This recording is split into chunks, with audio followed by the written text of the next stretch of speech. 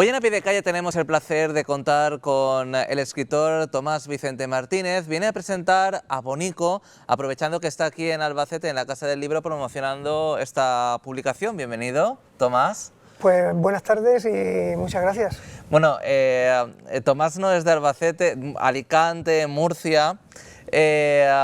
Y lo conocí en estas pasadas Navidades en Nueva Condomina, en un centro comercial de Murcia. Él estaba promocionando justamente este libro, Abonico, y en fin, pues Navidad, vas con prisas y demás. Él empezó a hablarme sobre el libro y le dije, Tomás, mira, no tengo tiempo, estoy ya haciendo tiempo, me van a llamar dentro de nada para recoger una cosa que tenía que recoger en el centro comercial.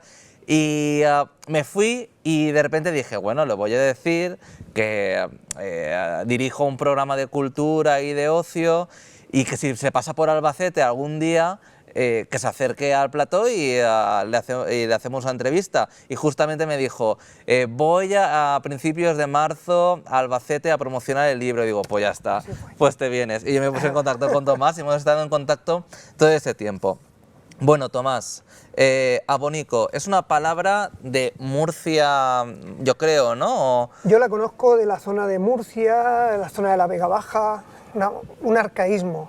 Se la oía pues a mis abuelos, a la gente mayor. Una palabra que significa hablar en voz muy baja, en un susurro. De ahí el título de este libro, que habla de la represión de posguerra que mucha gente vivió abonico. Porque se hablaba muy poco, a susurro, y sobre todo en la posguerra, que aún estaban como las consecuencias de esa dictadura franquista. Sí, estaban empezando esas consecuencias y la gente, pues los vencidos, hablaban en voz muy baja, en la última habitación de la casa que no diera a la calle. Porque se sabía lo que podría pasar si hablaban fuerte. Si estaban los chiquillos delante, pues no hablaban, porque los chiquitos lo cuentan todo y porque además los chiquillos pues tenían que convivir con los hijos de los vencedores y tenían que hacer su vida y de alguna manera no querían contaminar el sufrimiento que ellos tenían. Bueno, aquí en la sinopsis de Abonico, por ejemplo, Tomás dice cárcel, palizas, destierro, hambre, humillaciones, esperanzas rotas, sueños susurrados. 14 relatos, por lo que veo, muy intensos, Tomás. Sí, son intensos porque son relatos de emociones, de sentimientos a partir de una anécdota, de un hecho rescatado de la memoria oral y que con ellos pretendo dar una visión de esa represión del día a día, más alejada ya del foco de la cárcel, pero sí del hambre, de la humillación, del ¿qué haces tú aquí trabajando, mañana no vuelvas? ¿Son casos reales? Sí, sí, están inspirados en personas y sucesos reales, pero tienen una vocación general porque esas situaciones se dieron pues, en muchísimos lugares de este país. ¿Ha sido complicado escribir Abonico por lo que te contaba la gente? Ha sido emocionalmente complicado para mí porque cuando me metía en ficcionar esos relatos con esa base real, a partir de lo que me habían contado pues, los hijos, los nietos o incluso en uno de los casos una mujer de uno de los represaliados, que de alguna manera ella también sufre esa represión pues en el hambre o en la humillación, en que le quieran rapar la cabeza, en que tenga que ir pidiendo por las casas de campo para poderle dar de comer a sus chiquillos, pues es duro emocionalmente, ¿no? En cuanto a el rescate a través de la conversación con esas personas, pues en un principio pues sí les costaba un poquito expresarse, ¿no? Pero poco a poco fueron contando. Recuerdo ya pues un tanto líquidos, porque ha pasado mucho tiempo, porque se recuerda el hecho, pero resulta difícil localizarlo temporalmente, si es en el 42 o es en el 45. La continuidad de ese hecho pues queda un poco en el aire. El hecho en sí está, sí queda en la memoria, y de ahí que lo que yo haga es ficcionarlo, ¿no? Para darle la atmósfera, el clima, que nos permita entender cómo se vivieron esos momentos por gente en el medio rural, gente sencilla, ¿no? Tomás, son 14 historias, pero me gustaría que nos contases cuál ha sido la historia más impactante para ti. Sí, para mí hay una que se titula La medicina era una piedra, es el segundo relato del libro y es sobre un chaval de 12 años que fue a la peluquería, al barbero, pues a cortarse el pelo y allí se encontró con un dirigente de Falange y le dijo al barbero, el dirigente, rápalo, afeítale la cabeza, porque el chiquillo no había ido pues, a un desfile que se celebraba pues, creo que en fechas de San Roque, creo recordar. Y bueno, pues el chiquillo trató de la rabia que tenía, de liberarla dándole una pedrada a aquel dirigente. Su madre consiguió que no lo hiciera porque si no iba a ser peor y el chiquillo a partir de ahí cogió una depresión y a los 2 meses murió. Esa historia me la contaba su hermana, 80 y tantos años la mujer, me la contaba ya desprovista de apasionamiento, evidentemente ella era muy pequeña cuando eso ocurrió, pero me pareció una historia muy interesante para aficionarla y para contarla, ¿no? Como pues, un chiquillo de 12 años, pues, la reacción que tuvo y lo que sufrió por ese hecho que ahora nos puede parecer normal. Tomás, como es tu caso, no, ¿no? Sí, es verdad, es verdad. No sabes el lujo que es no tener pelo, porque te levantas y Sí. solo tienes que afeitarte 2 días, pero en aquella época, evidentemente, y sobre todo Sí, en esa situación. Y ¿no? para un chaval de 12 años, Exactamente. ¿no? que está empezando a despertar a un montón de sensaciones. Tomás, es un libro, yo creo, necesario para la gente que ha vivido esa época, para recordar, o después, o ya la última etapa del franquismo, o bueno, en fin, a lo mejor aún son más jóvenes, pero también para los jóvenes de hoy en día que no lo han vivido, para saber lo que pasó en España. Es curioso que donde más aceptación está teniendo es entre la gente joven. Cuando voy por ahí pues a Casa del Libro, a FNAC, al Corte Inglés, es la gente joven la que más se acerca a este libro, ¿no? Porque les interesa conocer esa parte de la historia. Y como tú bien introducías, yo creo que son necesarios este tipo de trabajos porque hay que normalizar esa parte de la historia, normalizarla como algo que es nuestro, que es de todos, porque es historia, porque ha ocurrido y porque al igual que conocemos o nos interesa conocer a cierta gente lo que ocurrió con los romanos en determinado lugar de España, pues también debe interesarnos qué ocurrió en la posguerra con los vencidos. Es que no hay que olvidar ni tampoco tapar, al fin y al cabo, ¿no? Si es que al fin y al cabo es la historia de España, para bien o para mal, sí, o sea, es que era así. Es la que es, y esa ya no la podemos cambiar. Lo que podemos hacer es acercarnos a ella, pues para conocerla, tratar de saber cuáles son los hechos, las causas, y no cometer los mismos errores. Y no cometer efectivamente los mismos errores.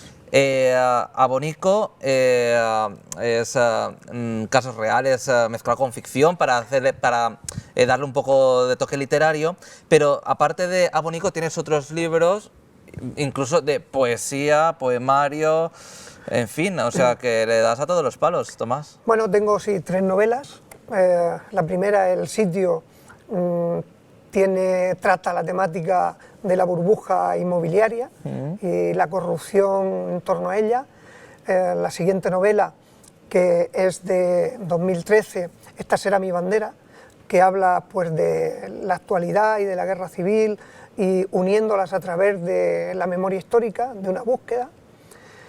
En la última novela, que es de 2017, es Segura, que es una novela de intriga ambientada a orillas del río Segura, en la zona de Murcia y la Vega Baja en la provincia de Alicante, que recupera las luchas sociales en torno a la defensa del río de finales de los años 90. Como ven, los 3 pues tienen una cierta temática social, ¿no? Pues y seguro aquí a lo mejor a la gente de Albacete, ya sabes cómo está el tema del agua, que le puede interesar también, pues, leerla. Posiblemente porque las causas de la situación del río en aquella época que levantó pues, una lucha social muy importante, probablemente la mayor en torno al agua que se haya producido en la Unión Europea. Como digo, las causas que originaron aquello son las mismas que ahora están agravando los problemas en torno al agua, que aquí pues también lo sufrís, en los regadíos sociales, que no tienen agua suficiente porque hay otros que se la llevan. Y te decía que esas 3 novelas pues tienen su punto de temática social, ¿no? Social, medioambiental, histórica. Luego tengo 2 poemarios, Melancolía de 2011, que fue un poemario que hicimos en solidaridad con una chica saharaui, que había estado viviendo 10 años aquí en España, y cuando fue a visitar, siendo mayor de edad, a su familia biológica, su padre la cogió, la echó en un coche y se la llevó al desierto. Ah, muy bien. Bueno, muy bien, quiero decirte. La lucha todavía sigue, ¿no? Para tratar de conseguir que vuelva, porque en el proceso nos dimos cuenta de que no solamente era ella, sino de que era una especie de política que se tenía allí en los territorios ocupados, en los territorios de los refugiados saharauis, sí, en los campamentos, para fijar población masculina, tener secuestrada población femenina. Interesante. Y también tenemos Envido, que también trata temas sociales y medioambientales. Sí, es el último poemario, que efectivamente está dividido en varios bloques. Uno de ellos se llama Resistencias, que toca la cuestión social en torno a la crisis, esta que parece que hemos salido, pero que todavía no. Es un engañabobos realmente. Sí. Lo de la crisis era una estafa.